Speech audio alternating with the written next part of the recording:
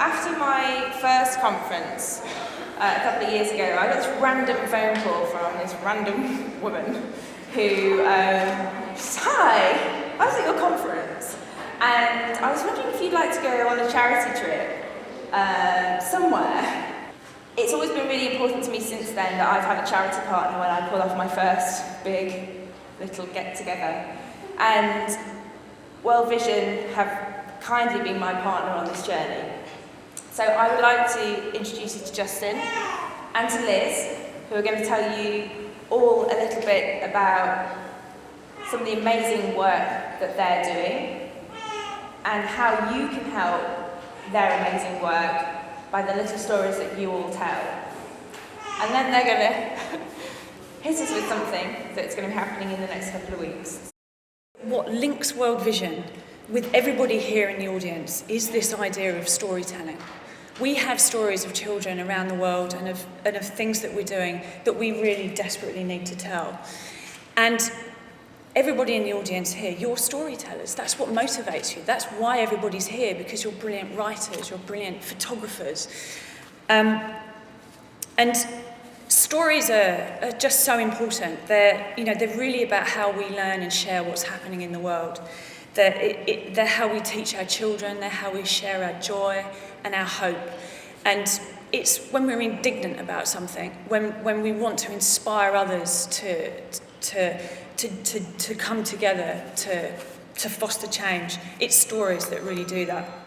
I want to take you to meet now the lives of some different people. A mother called Rekia, and then a couple more after that. So let me do that now. Rekia, let me take this lady here. She's a mother. She's a young mother. When I met her, like a lot of young mothers, like my wife when she was a young mother, far too a while ago now, was exhausted, was confused, was also fearful. So I met them in a room about a tenth of the size of this room, surrounded by women and babies crying and the heat of West Africa. And Alassane was put away, and you couldn't even really look at her, and especially her legs, without a sense of pain to see that. And her mother looked frightened to death, Rekia. And so she was then taken into the back room with the nurse and the doctor there, and checked her arm circumference. This is severe acute malnutrition. She was 6 months old, and she weighed 8 pounds. Now, my 4 kids, only one of them weighed less than that when they were born. Thank God that world we were in there was also the world of some amazing women that World Vision work with there. There in Niger, in West Africa, I met community health workers, women, who were going door to door. This lady, Hawa, she had gone to Rekia's house. She had met her. She had seen the situation of Alassane, and she had brought her to the nutrition centre. World Vision works with literally tens of thousands of women and men doing that kind of work across the world, in the world's hardest, toughest places to be a child, in the world's toughest place to be a mum. Actually, Niger is officially the world's toughest place to be a mum. When I asked Rekia, tell us about your family, she was 17 years old, and Alassane wasn't her first child, but her 3rd child. I didn't go into exactly how old she was when she had her first child, but she was little, tiny woman, only 17. But stories, they have a way of, I don't know about you, they have a way of growing and leading to one to another. And actually, meeting Rekia led to another story, which was, if anything, even more disturbing than hers and Alassane's. I met a little girl called Aissata. Aissata was 8.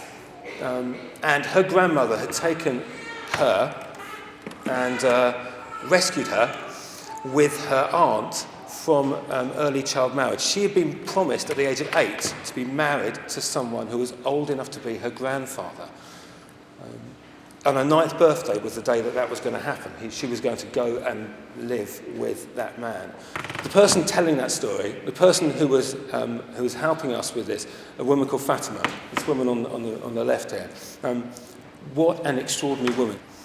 She told us the story of how she had just got a man prosecuted by the local judge for selling his daughter, who was 13, in order to gain the money to buy a wife who was also 13.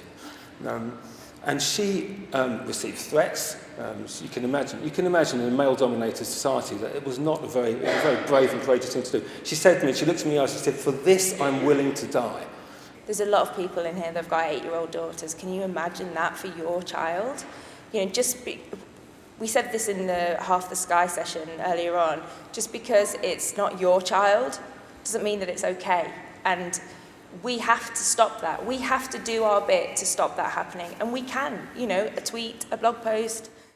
Seeing these pictures, it takes your breath away. You can't, I certainly will never be prepared for the things that I'm going to see out there, but I want you guys to help to share the stories. We're going to be working with quite a few bloggers to pair up with children so that we can help you tell their stories. These stories can be told. These stories can reach millions of people in a way that is, wouldn't have been possible just a few years ago. And that's why we're here. That's why we're here with you, Sian. That's why Sian is bravely going to go out later this month to Niger. It's kind of an oven out there at the moment. And to meet some of these people, to tell their stories, and for those for you to see those and share those more widely. What are we actually asking you to do? We are going to be using the hashtag #ShareNiger.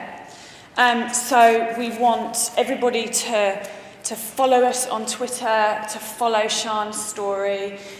We want this to be a creative project. It is about storytelling. You guys are storytellers. And so if you have an idea of something that you think might work, if you run Twitter chats every week, if you might consider to just lend us your Twitter chat by just using the hashtag. Because what that allows us to do is say that we've reached 30 million people on Twitter, 40 million people on Twitter. We can then go to the British government and say, this amount of people care about this, and this amount of people really want to share this story and think that this needs to change. We're hoping that if this is successful, this project's successful, the British government will give us, for every pound that we raise to help these children, the British government will give us another pound. We'll double the resources that we raise. But more importantly, this is the forgotten stories, the forgotten world that should not be forgotten.